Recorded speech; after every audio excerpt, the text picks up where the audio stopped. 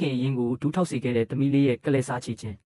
ရက်ဆက်တဲ့ဖခင်ဖြစ်သူဟာထိတ်တန်းတထေးကြီးတွေရဲ့ဂုဏ်တရေရှိညစာစားပွဲကိုတက်ရောက်လာရင်သူကိုယ်တိုင်အိမ်ကနေမောင်းထုတ်ခဲ့တဲ့သမီးရင်းလေးကိုအဲ့ဒီပွဲမှာမထင်မှတ်ပဲတွေးလိုက်ရလို့လမ်းဖြတ်သွားပါတယ်သူကသမီးလေးကိုတနေရာဆွဲခေါ်ပြီးနေလိုလမ်းဘေးကောင်မလေးကဒီပွဲကိုဘာလာလောက်တာလဲလို့ဓာတ်ဦးထိုးမေးပါတော့တယ်သမီးလေးကတည်ငြိမ်စွာနဲ့ပဲသူမဟာဒီအိမ်တော်ရဲ့မွေးစားသမီးဖြစ်လာပြီးဒီနေ့ပွဲရဲ့အဓိကဂုဏ်ထူးဆောင်ဧည့်သည်ဖြစ်ကြောင်းပြောလိုက်ပါတယ်ဒါကိုဖခင်နဲ့မိထွေးဖြစ်သူကလှောင်ပြောင်ပြီးသမီးလေးကိုအလိမ်ညာမလေးဆိုပြီးပွဲကနေမောင်းထုတ်ဖို့ကြိုးစားကြပြန်ပါတယ်သမီးလေးဟာရင်ခွဲမတက်ခံစားလိုက်ရပါတယ်။အရင်ကအဖေရဲ့အချစ်ကိုရဖို့အတွက်ကိစ္စပေါင်း16ခုတောင်လုပ်ပေးခဲ့ပေမဲ့မိထွေးကကြားကနေအကွက်စင်တိုင်းအဖေဖြစ်သူကသူမကိုပဲအမြဲအပြစ်တင်ရိုက်နှက်ခဲ့တာပါ။အခုတထေးကြီးမိသားစုရဲ့မွေးစားခြင်းကိုခံရပြီးတကယ်မိသားစုမြတ်တာအစ်စ်ကိုရမှသာတကယ်အဖေဆိုတာသမီးရင်းကိုဒီလိုမရက်ဆက်ဘူးဆိုတာကိုသမီးလေးနားလည်သွားခဲ့ပါပြီ။သမီးလေးဟာဖခင်ဖြစ်သူရဲ့အရှိမဒူးထောက်လိုက်ပြီးအလေးမြတ်ပြုကဦးသုံးချိန်ချလိုက်ပါတယ်ပြီးတော့ဒီနေ့ကစပြီးရှင်နဲ့ကျမကြားမှာဘာပတ်သက်မှုမှမရှိတော့ဘူးတားအဖအဖြစ်ကနေအပြီးပိုင်အပြတ်ဖြတ်လိုက်ပြီလို့လူပုံအလယ်မှာကြီးညာလိုက်ပါတယ်ဧည့်သည်တွေအားလုံးကဒါကိုမြင်သွားပြီးဖခင်ဖြစ်သူရဲ့ရက်စက်မှုကိုဝိုင်းဝန်းခဲ့ရကြတာပေါ့အရှက်ရသွားတဲ့ဖခင်ကဒေါသတကြီးနဲ့သမီးလေးရဲ့လက်မောင်းကိုဆွဲပြီးအတင်းမောင်းထုတ်ဖို့လုပ်ပါတယ်သမီးလေးကရုန်းကန်ရင်ရှင့်သမီးမဟုတ်တော့ဘူးလို့အော်ပြောလိုက်တဲ့အခါဖခင်လုပ်သူကယူသွတ်သွားပြီးဘေးကရေခွက်ကိုယူကသမီးလေးရဲ့ခေါင်းပေါ်ကိုတွန်းချပစ်လိုက်ပါတယ်ငါ့ကိုစိန်ခေါ်ရအောင်နင်ကပတ်စံမတ်တဲ့ကောင်မလေးမလို့လားဆိုပြီးလူပုံအလယ်မှာထပ်မံစော်ကားလိုက်တာပါသမီးလေးတယောက်ခေါင်းကနေခြေဆုံးရေရွှေပြီးငိုနေတဲ့အချိန်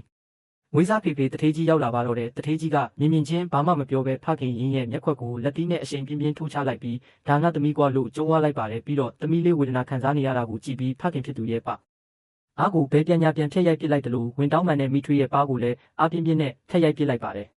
တထေးကြီးရဲ့အဖိုးဖြစ်သူကလည်းပွဲလေမှာတရားဝင်ကြီးညာလိုက်ပါတယ်ဒီနေ့ပွဲကငါတို့မြေမလေးကိုကြိုဆိုတဲ့ပွဲပဲသူမကငါတို့မိသားစုဝင်အစ်စ်မှန်ပဲတဲ့တထေးကြီးကတက်တော်ဆောင်တွေကိုခေါ်ပြီးအဲ့ဒီလင်မယားကိုပညာပေးခိုင်းတဲ့အပြင်ဒီနေ့ကစပြီး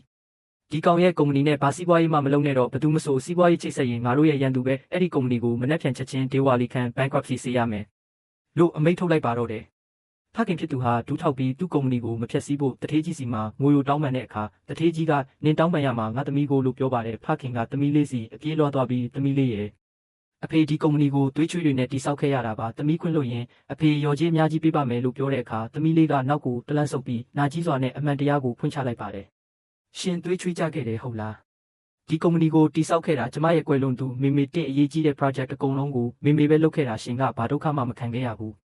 သမီးလေးကငိုရင်းဆက်ပြောပါတယ်အတိတ်တုန်းကမေမေဟာအစာအိမ်ကင်ဆာ stomach cancer ဖြစ်နေတာကိုတိလျက်နဲ့ဒီဖခင်ရုပ်ဟာစေကူတာခွင့်မပေးခဲ့တဲ့အပြင်ကုမ္ပဏီဝင်ငွေရဖို့အတွက်မေမေကိုလူမိုက်တွေနဲ့ဝိုင်းတင်းတောက်ခိုင်းပြီးစာချုပ်ခိုင်းခဲ့တာပါသမီးလေးကမေမေခံစားခဲ့ရတဲ့ဝေဒနာတွေအားလုံးအတွက်ဖောက်တယ်ချပြီးခွင့်မလွတ်နိုင်ကြောင်းနဲ့ကုမ္ပဏီကအောင်မြင်မှုအားလုံးကိုမေမေရဲ့နာမည်အောက်ပြန်ထားရမယ်လို့ကြေညာလိုက်ပါတယ်မွေးစားဖေဖေတထေးကြီးကသမီးလေးကိုရင်ခွင်ထဲပွေးပိုက်ပြီးဖေဖေသမီးပေးမှာအမြဲရှိနေပေးမယ်လို့ဂရီပေးကတက်တော်ဆောင်တွေကိုအမိတ်ပေးပြီးအဲ့ဒီရက်ဆက်တဲ့ဖခင်နဲ့မိထွေးမိသားစုကိုပွဲတဲကနေခွေးတကောင်လိုအမိုက်ပုံနဲ့မောင်းထုတ်ပစ်လိုက်ပါတော့တယ်နောက်ရက်မှာပဲအမေရင်းရဲ့ပစ္စည်းတွေကိုလူယူထားတဲ့အဲ့ဒီဖခင်ရုပ်ရဲ့ကုမ္ပဏီဟာတစစီပြကြပြီးလုံးဝဒေဝါလီခံပစ္စည်းသွားခဲ့ရပါတော့တယ်